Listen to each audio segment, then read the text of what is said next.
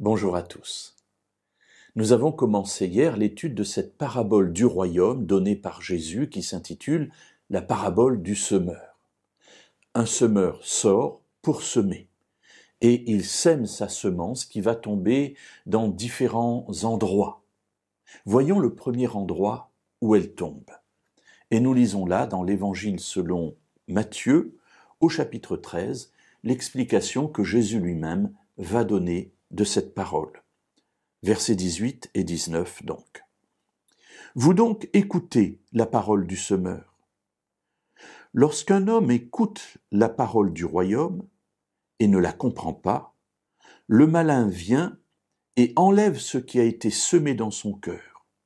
C'est celui qui a reçu la semence le long du chemin.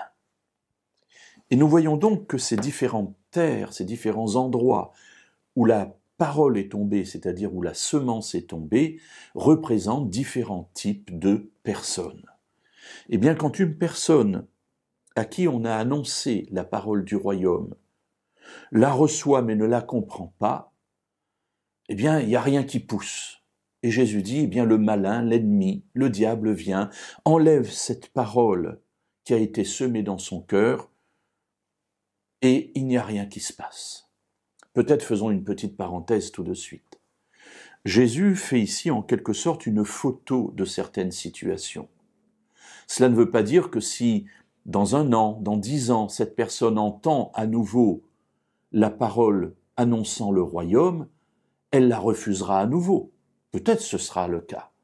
Mais peut-être qu'elle aura avancé dans son évolution et qu'elle sera apte à ce moment-là à l'écouter et à la recevoir. Donc je voudrais tout de suite dire que quelle que soit la terre ou la situation dans laquelle cette graine tombe, il ne faut pas désespérer parce que la situation présente n'est pas prophétique de ce que sera la situation plus tard. Il ne faut donc jamais se décourager parce que contrairement à Dieu, nous ne connaissons pas l'état du cœur des personnes. Alors si l'on revient sur ce premier territoire sur lequel la parole est semée, c'est donc une terre sèche, un chemin qui a été piétiné par tout le monde.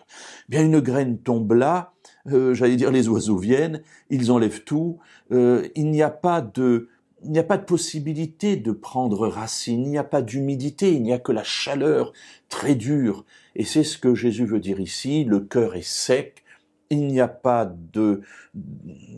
d'autre option que cette parole qui est enlevée. Ici, c'est le diable qui vient et qui vient en quelque sorte picorer et enlever de ce chemin cette parole qui sera inefficace. Demain, nous verrons sur quel autre terrain cette parole peut tomber.